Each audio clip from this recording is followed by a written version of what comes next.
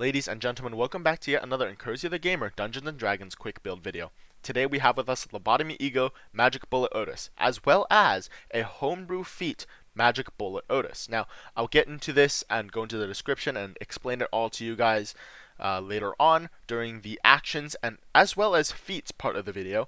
I'll double down on it, so that way you guys can fully get the understanding of it.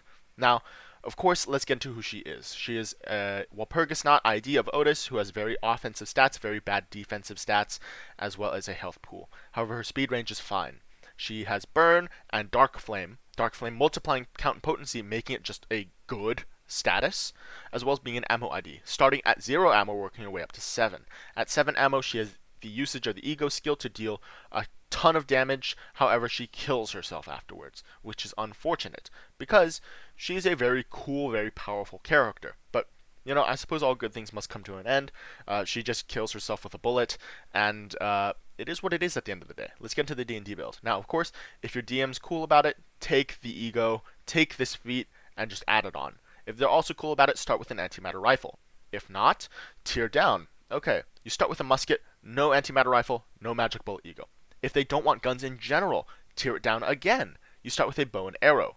As well as, if you start with, you know, say your classes, female, high elf, fighter 4, artificer 2, if there are no artificers in the world, start off fully with fighter. If you're allowed to go artificer, you can have the option of subclassing into artificer or going full artillerist into artificer.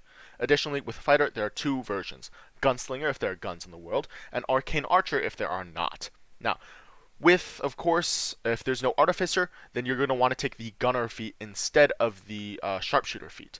If there are artificers, take 2 artificer, then add repeating shot to one of your weapons, for example the musket, if you're able to take it at least. If there are no artificers, no guns, and no gunslingers, then you're going to pretty much take 6 levels fighter, arcane archer, with bow and arrow, as well as replacing your gun related feats with elven accuracy. That is the absolute baseline for any fantasy playing. That is pretty much, you know, as bread and butter as you can get, you know, as simple as you can get it without breaking any rules. However, the most complex you can get it is Fighter 4 taking into Gunslinger, as well as Artificer 2, starting with the antimatter rifle, as well as the Homebrew EGO Magic Bullet. Now, I'm going to put this on D&D Beyond's Homebrew Feats section. You guys can take it or check it out as you wish, but let's get into her stats. Strength 12, Dex 18, Con 14, Intelligence 13, Wisdom 15, 10 Charisma. With this build specifically, Charisma, Intelligence, and Strength are dump stats. You want to take in Wisdom, Con, and Dex. Dex, Wisdom, Con in this order. Walking 30, Hit points 50, AC 15, Initiative 4. Immune to magical sleep, and advantage against being charmed, with Strength and Con being your proficient saving throws.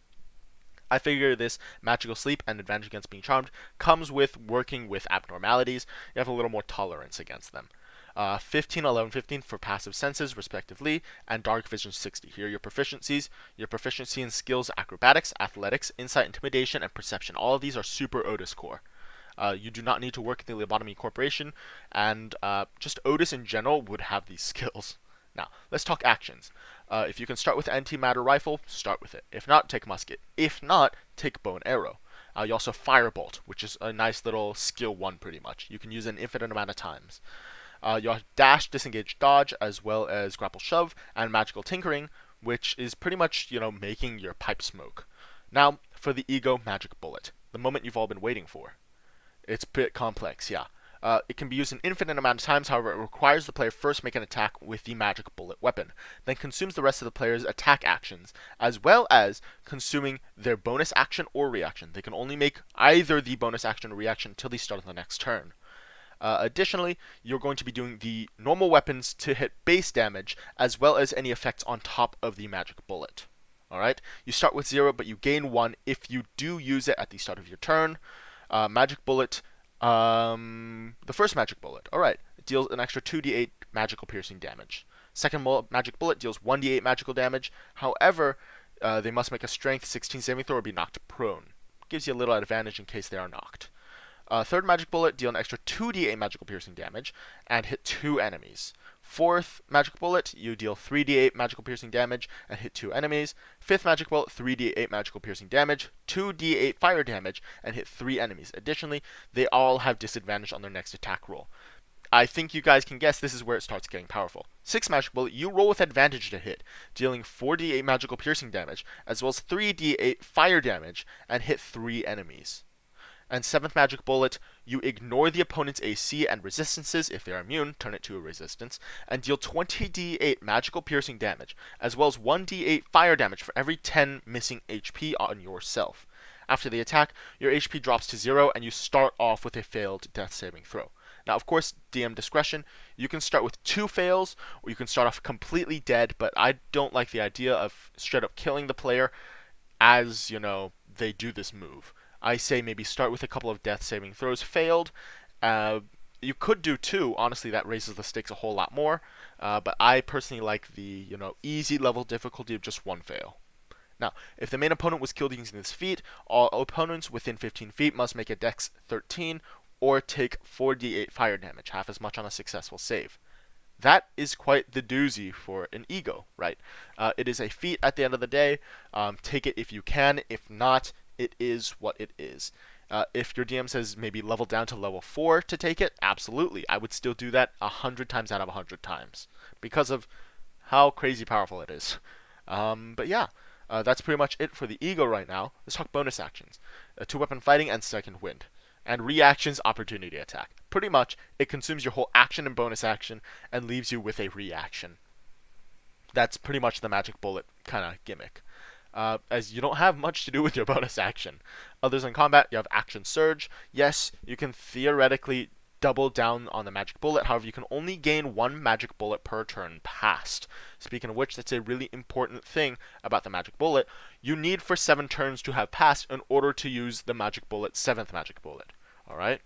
Adept marksman comes with gunslinger. You have dazing shot and piercing shot. 1 to give them disadvantage, 1 for you to hit multiple enemies in a singular line. Infuse item, of course, that's going to be something in the inventory, as well as limited use. You've seen everything here before. Now, spells. Firebolt, naturally, that's going to be pretty much your skill 1. She can use an infinite amount of times. Guidance, light, and fairy fire. Guidance to enhance herself. She's pretty much going to use it on herself, as well as kind of being a leader, as Otis is one. Light, same thing. It's going to be, a little bit of that pipe that she uses. And fairy fire, that is, although limited, gives her advantage. It's going to be lovely. Inventory, leather, armor, backpack, tools, of course. Now, you have the options. If your DM's chill about it, take antimatter rifle. If not, tear it down, take a musket. If not, tear it down, your lowest you can go is a bow and arrow, of course. And because you're an artificer, you have infusions. Now, repeating shot is good on both the musket and antimatter rifle. If you can't take that, do enhanced weapon onto pretty much your bow and arrow. But also, if artificer's not allowed, do not take this. Then take gunner instead of sharpshooter feat. Additionally, say you're only able to go into arcane archer, take away all the gun related feats, just add elven accuracy instead. That's pretty much going to be your gimmick. Now, features and traits, let's start off with the fighter, alright? Acrobatics, insight, take archery for ranged weapons, of course, second wind, action surge, gunslinger.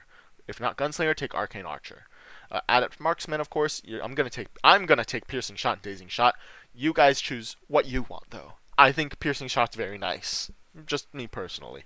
Adept marksman, you get 2 of them because wisdom, it's based off of wisdom. Additionally, I took sharpshooter because I have repeating shot.